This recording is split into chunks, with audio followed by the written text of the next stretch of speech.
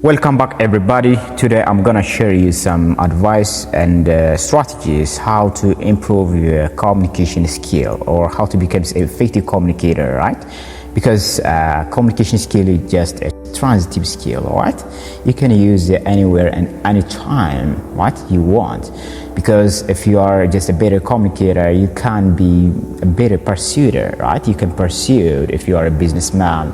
You can teach people if you are just a lecturer or just, it uses a lot in your life, right? So the first strategy that you have to use is active listener, right? Becoming active listener, right? Pay full attention when someone is speaking to you, right? Whenever you are speaking with someone, you have to pay attention for that person, right? And also you have to maintain a contact to show you are interested, right? And avoid interrupting and letting the speaker finish before responding, right? And just you have to summarize or paraphrase what the speaker say to ensure understanding, right? You have to say it again what the speaker says. At the time the speaker understands you are with him, right?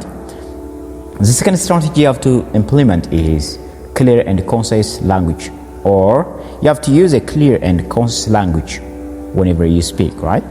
You have to use a simple and easy to understand words, and you have to avoid jargon and technical terms that the listener may not know, right? And also you have to structure your sentence logically, right? You have to structure your sentence logically, and you have to clearly convey your message whenever you are just writing just in your email or in paper or somewhere, right? And you have to avoid using excessive filler words or unnecessary details, right? You have to be just use simple words and short words to express a lot of message instead of just using a lot of message and a lot of words and a simple or easy message, right? Strategy 3, non-verbal communication. Right? You have to be active and you have to be just more clever at non-verbal communication, right? You have to pay attention to your body language, right? And the posture and facial expression, right? These have a lot of impact on your communication, right? Body language have a great impact on your communication skill. You have to maintain an open and receptive posture and avoid crossing your arms, right? And smile when appropriate to show warmth and empathy, right? And you have to use appropriate hand gesture and maintain a moderate level of contact, right? Don't stare on that person, but use just an appropriate best or maintain just a moderate level of contact, right? Strategy 4, empathy and emotional intelligence.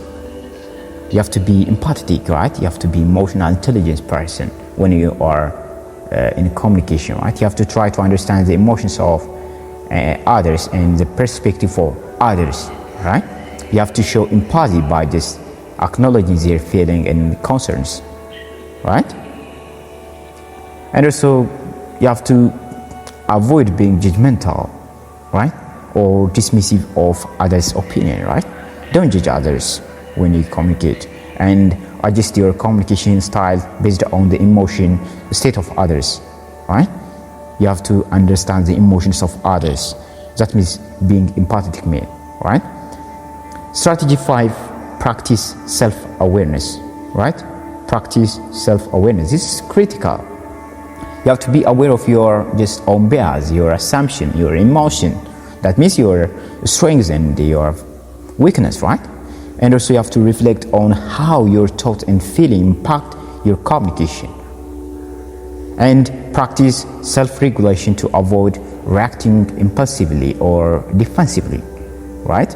And be open to the feedback of others. And you have to be willing to improve your communication style as per the other's opinion, right? Strategy 6, adapt to the audience. Adapt to the audience. That means you have to tailor your communication style to the person or the group you are speaking to, right? You have to understand their background, knowledge, their knowledge and their communication preference, right? And also you have to use appropriate language and example that resonate with the audience, right? Because whenever you are just going to advise people or give you for people some mentorship at the time, it's just not the same to advise people with the child and the adult one, right? It depends on the demographics of the person, the stage of the person, right? And also strategy 7, clarity, and or you have to clarify and ask questions, right? If something is unclear, don't be afraid to ask for any clarification that you need, right? And also you have to use open-ended questions or to encourage more detailed response. You have to use open-ended question, not yes, no question, open-ended question that needs to be explained, right? Sorry.